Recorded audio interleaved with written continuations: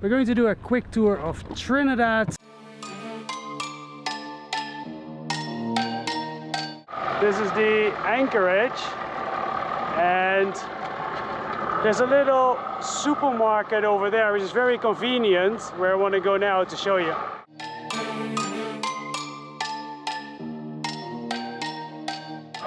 This marina is called Powerboats, and that's where the little store is. And after that we'll be going to the other marina over there. Boats over there. So it's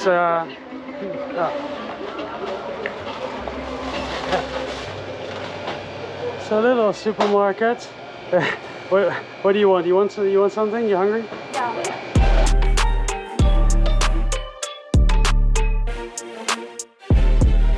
I like this anchorage on this marine because really everything is close by. Yeah. And it's nice. You have really.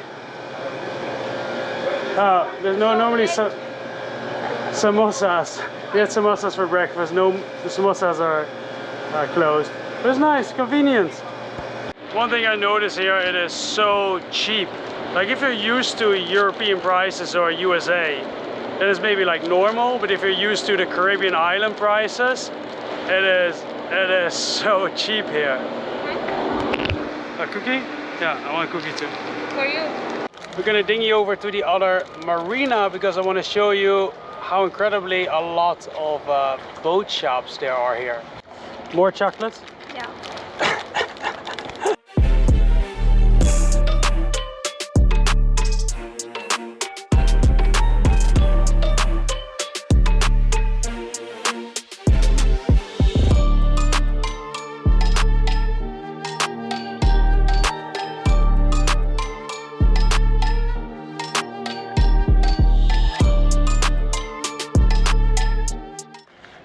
Danny boat?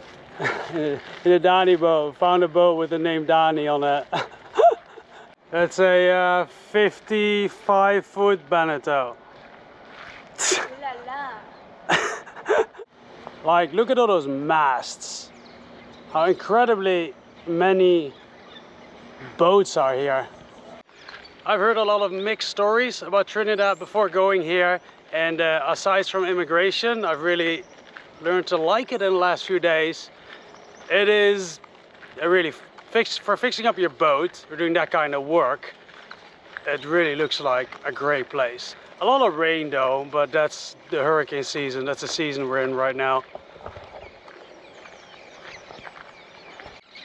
Insane amount of boats. On this yard there is a tool shop, an electronics shop full with Victron electronics. Here, Seahawk, all grip, yacht finishes, a little supermarket, and there is a rather big marine store, Pika Marine over here. It is closed now, but this is quite a big marine shop. Many more boats stored here. And then we're going to the left are a bunch of whole other shops. There's another Victron shop, and then an outboard shop, a marine refrigeration shop, and a rigger over there. And this is just on this yard. There are a bunch more other shops on the other yard where we just went to the supermarket. Yeah, this is it's really a nice place to do some work on the boat, it seems. The yard is over there, and upside of the street we have another supermarket and a Chinese shop that sells a lot of tools. I'm not going to show all the other shops on the yard, there are a bunch more, but I'm going to walk to the Budget Marine, that's the last one, just to give you an impression of yeah, how this area looks like. Welcome to the Budget Marine.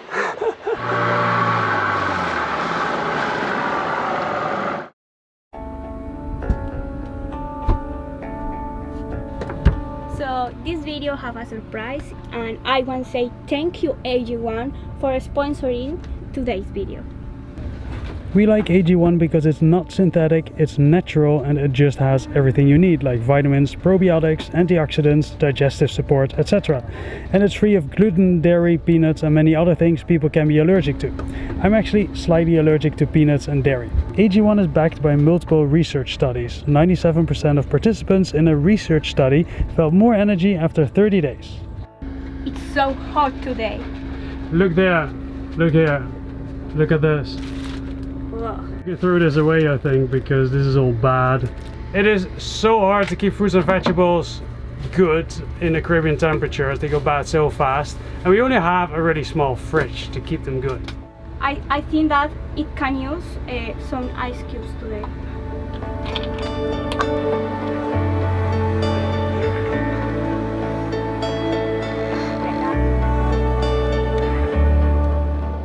I like it because it really tastes good.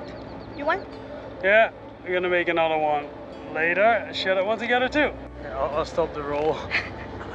It's a bit rolly today. I need one arm to stop the roll. We don't always have a very big variety of fruits and vegetables on the boat just because we can't.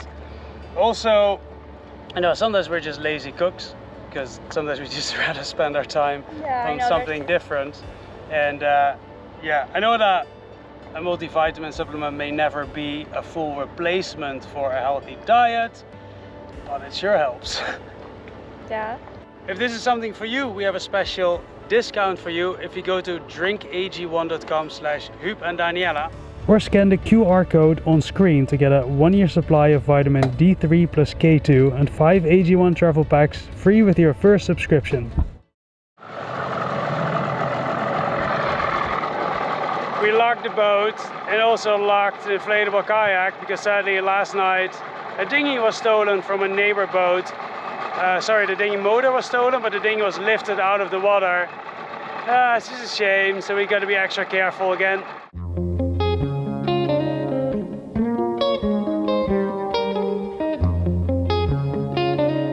For the hurricane there were like 5 dinghies here, and now it's absolutely packed. I still feel like I'm very new to sailing. This is only the 3rd season, and also new to like hurricane prediction. What do you do when one comes?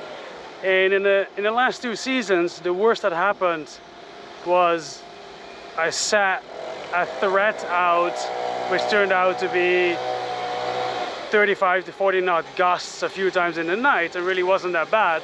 And this Hurricane Beryl was first predicted to go mostly over St. Vincent, and after that it turned a bit more south, eventually going over the Grenadines and Carriacou, the northern part of Grenada, and the circle of wind around it that as a boater you absolutely don't want to be in, like 60 knots, 50 knots of wind, is quite large and really be like, I'd say 100 miles, which is good to know for the future how far you have to be ready in this season every single moment to take your stuff and get away. And you know, for me also, I was busy with fixing the steering again. Like if that wouldn't have been ready, or that would have given another issue, or would have given an issue underway, I needed to turn back to Grenada, wait another few days, and after that hand steer to Trinidad. That would have been a really major issue, especially because my impeller stopped spinning out water a couple times. I have put in a new impeller in Grenada, and it worked for a couple hours. Stopped spinning out water. I turned off the engine, turned it on again. It worked again, and this happened a couple times. So I decided to put back in the old impeller underway. But, you know, autopilot was working, and at that moment actually I was with full sails and no engine. I was drifting towards Venezuela, and you know, there could have been so many reasons why I could not have made it to Trinidad. Yeah, I was lucky. I was there a week before it all started, but it does make me realize, like, This stuff is real. Like the devastation is enormous. You gotta be so ready to move if you're here in this season. Just waiting for the bus.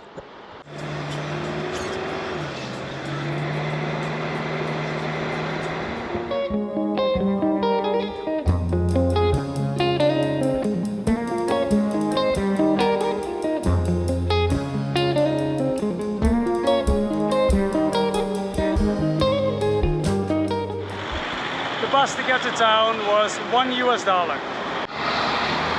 Welcome to Trinidad.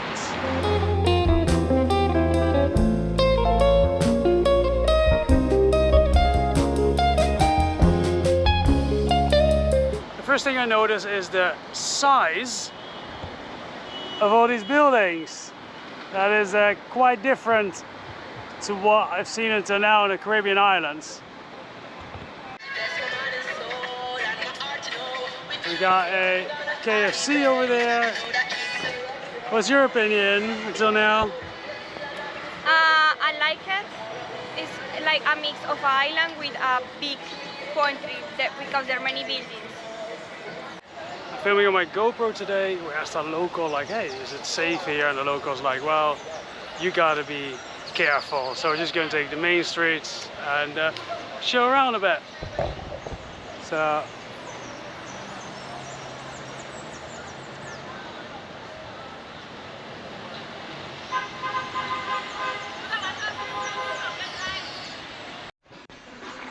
This is the Cathedral of Immaculate Conception.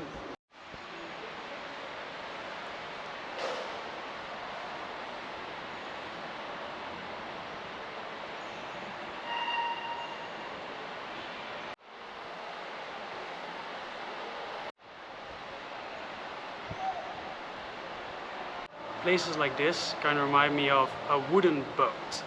Absolutely beautiful, but I don't want to do the amount of maintenance. Okay, so how we do it here is we ask shop owners or even the security guards who work here, like, hey, can we take the street that we plan to take?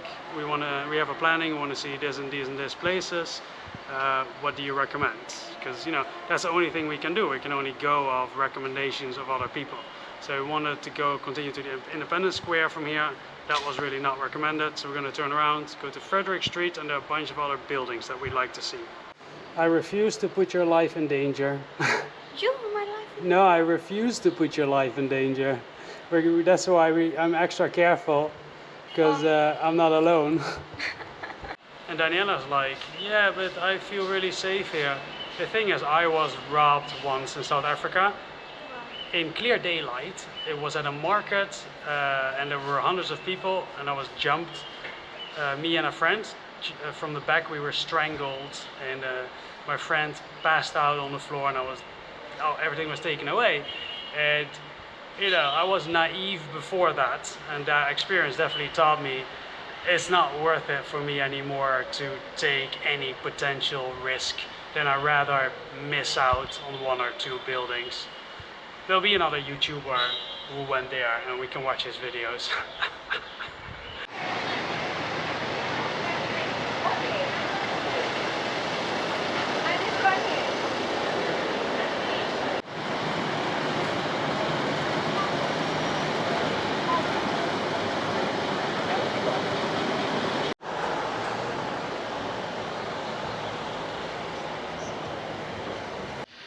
We're waiting the rain out, so Dani has found something.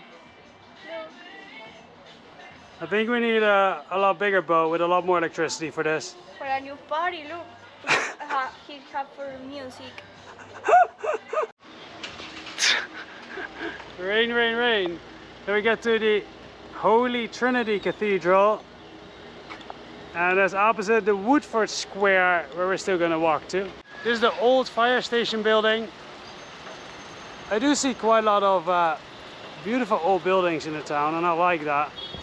Let's go to the park. We're just gonna accept the rain.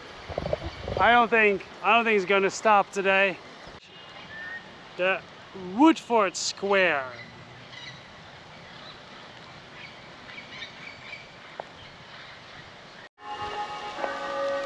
free shower, free shower. We're gonna take shelter.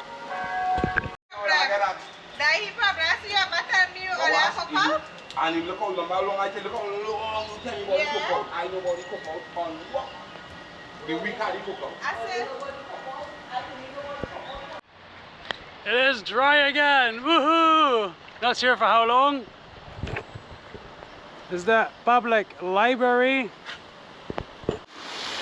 This is the Hall of Justice. Could use a bit of a power wash. The Red House is a government building.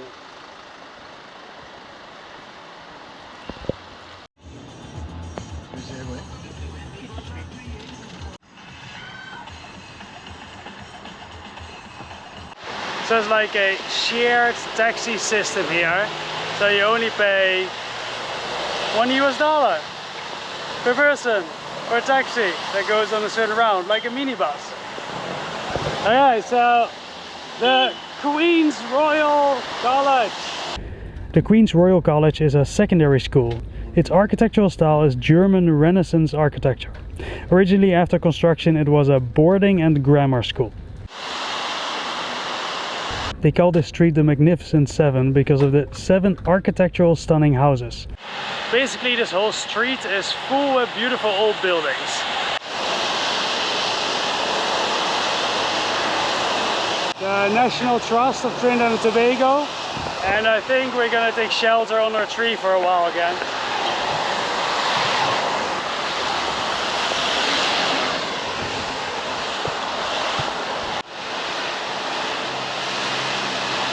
Opposite of the street with these buildings is the Queen Park Savannah.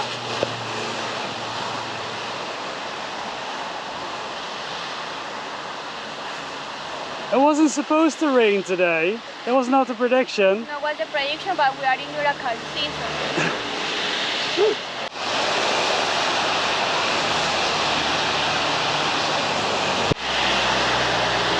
This is Whitehall, office of the Prime Minister. Whitehall was originally built as a private home. Nowadays it's the Prime Minister's office. This is Stolmeyer Castle, which is a famous building because of its architecture. It's beautiful.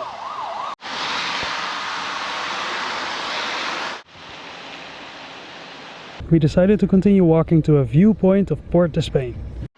Just got some food over here. And then we can go there on the tables. Port of Spain, the capital of Trinidad, has a population of around 40,000 people in the city. Around 80,000 live just around the city. And the daily population in the city, including people going in and out for work or to buy stuff, is around 250,000. Thank you guys for coming along, and we'll see you for next week's adventure.